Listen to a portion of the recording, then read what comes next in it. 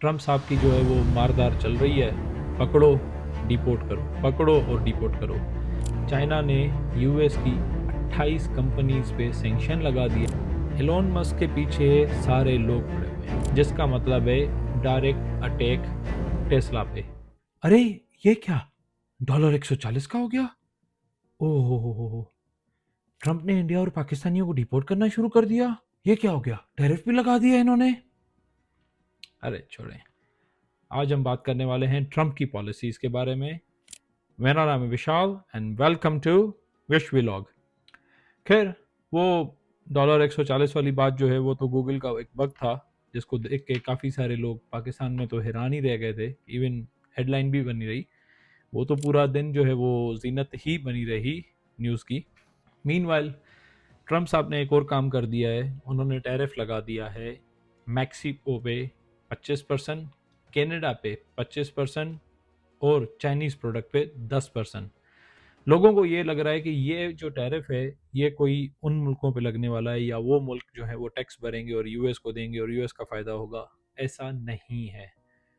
Tariff actually यहाँ का business, मतलब जो इम्पोर्टर है, जो सामान मंगा रहा है, उन्होंने पे करना है। इसका मतलब है जो चीज़ पहले 100 की आ रही थी, अब उस पर 25% टैक्स गवर्नमेंट को देके वो 125 की उस बिज़नेस को पड़ेगी, जिसका खामियाजा हम, मतलब कि यहाँ के कस्टमर भरेंगे, जिसका मतलब है कि प्राइस हाइक होने वाली है। अगर आपको पता हो या नहीं, यूएस में स्टील, वुड, जिससे घर वगैरह बनते हैं, या फार्मास्यूटिकल प्रोडक्ट्स मोस्टली कनाडा से आते हैं।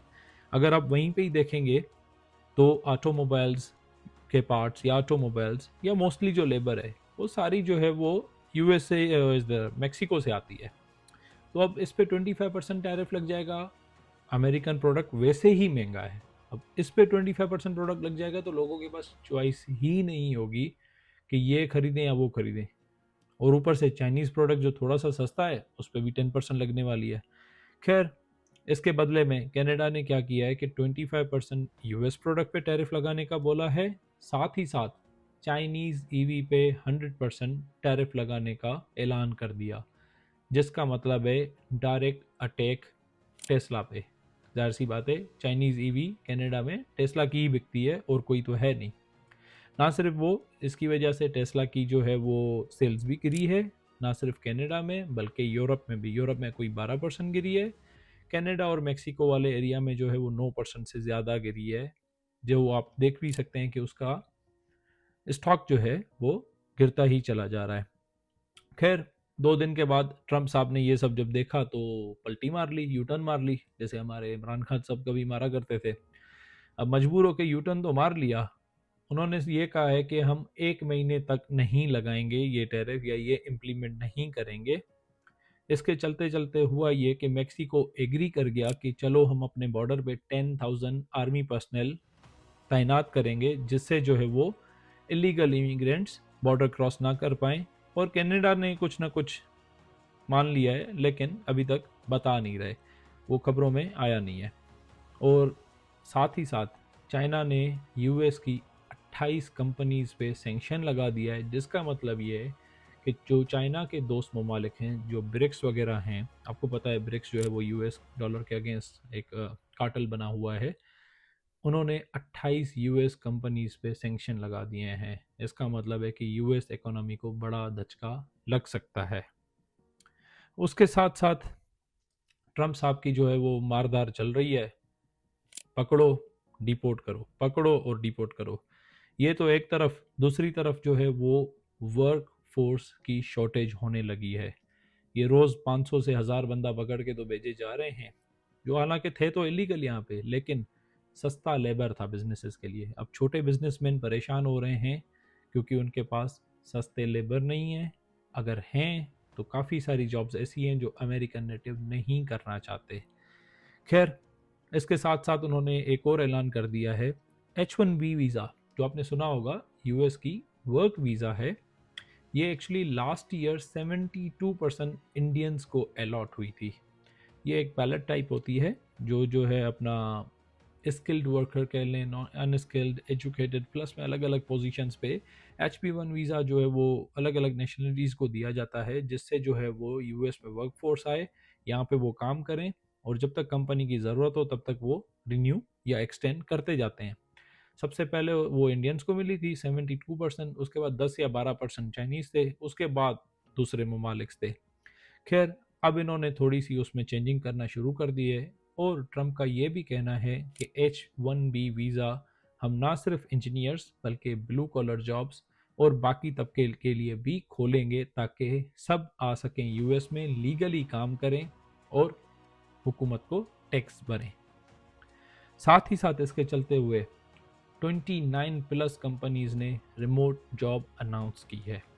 मैं नीचे पूरी डिस्क्रिप्शन दे देता हूँ, 2-3 नाम मैं यहीं पे बता देता हूँ।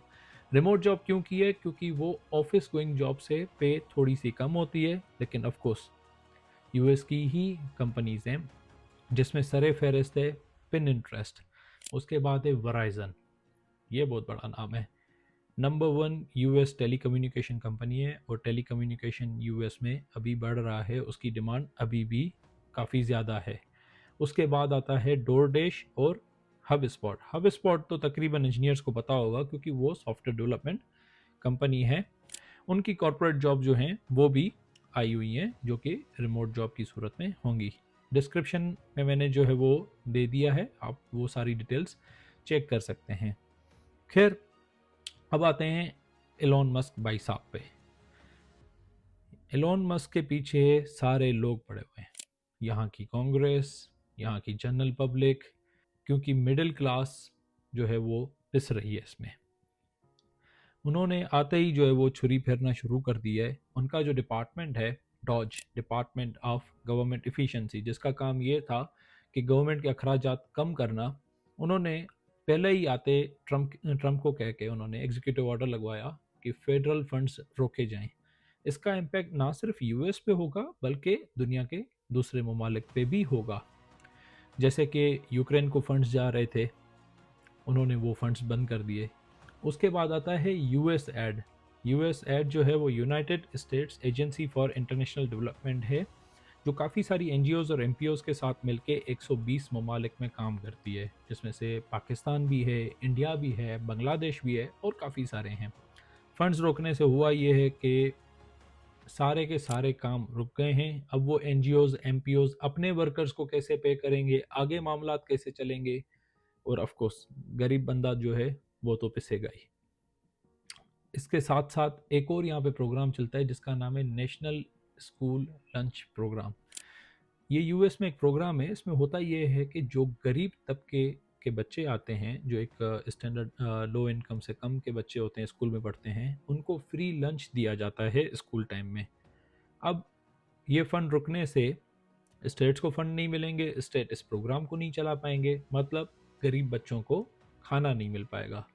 और इसके साथ साथ काफ़ी सारे ऐसे इक़्तिदाम किए गए हैं, जैसे कि एलोन मस्क ने अनाउंस किया था कि फेडरल पेरोल पे जितने भी बंदे काम करते हैं, अगर आप सितंबर तक वॉलंटरी रिटायर होते हैं या रिज़ाइन दे देते हैं, हम आपको लमसम अमाउंट देने को तैयार हैं।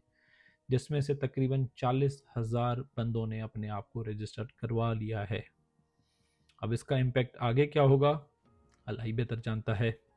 यहाँ पे मिडिल क्लास मतलब जो सैलरी अर्निंग पर्सन है वो 10 to 37% टैक्स देता है, जबकि बिलियनर्स बिजनेसमैन मुश्किल से 9% से 10% टैक्स देते हैं।